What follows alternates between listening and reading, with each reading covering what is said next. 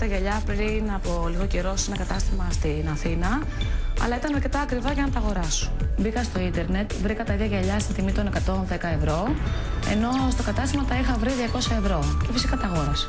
Το να αγοράζεις επώνυμα γυαλιά Μπέρμπερι στη μισή τιμή δεν είναι και μικρό πράγμα, πόσο μάλλον σε περιόδους οικονομικής κρίσης όπως αυτή που διανύουμε. Είναι αυτό το μπουφάν, το οποίο μου άρεσε πάρα πολύ όταν το είχα δει στην Ελλάδα, αλλά κόστιζε αρκετά. Στην Ελλάδα το είχα βρει 600 ευρώ και το αγόρασα μόλις 200 ευρώ από το ίντερνετ.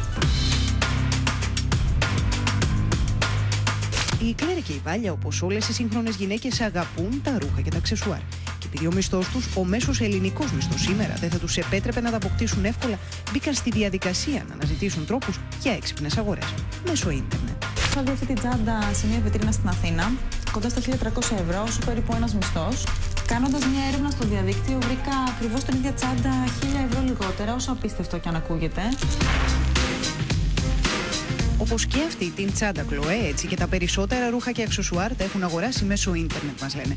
Ακόμα και τα αρώματά τους. Δείτε ενδεικτικά ένα παράδειγμα και θα καταλάβετε το γιατί. Το γυναικείο άρωμα J'adore του Dior, των 100 ml που εντοπίσαμε να πωλείται σε μεγάλο κατάστημα καλλιτικών προς 95 ευρώ.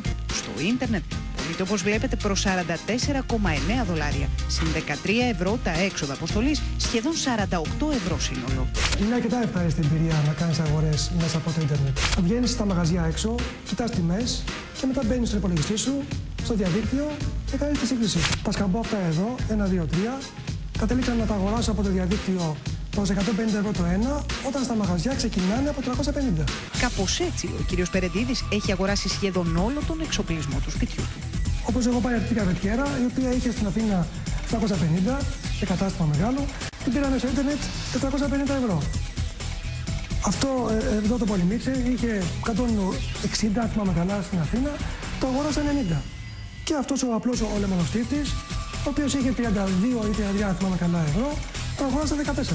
Πριν από 5 μέρες συγκεκριμένα αγόρασα ένα ηλεκτρικό πιάνο μέσω διαδικτύου, το αγόρασα 3.188 ευρώ και σε αντίστοιχο μαγαζί στην Αθήνα το ίδιο ακριβώς μοντέλο έχει 3.750 ευρώ. Το πιστοποιεί και η απόδειξη.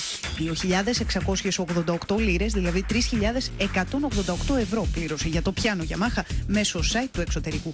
Ενώ το ίδιο ακριβώς μοντέλο μπορεί κανείς να το βρει σε μεγάλο κατάστημα στην Αθήνα προς 3.750 ευρώ. Υπάρχει βέβαια και η ενδιάμεση λύση. Αν κανείς δηλαδή το παραγγείλει από το site του καταστήματος, θα του χρεωθεί 3.375 ευρώ.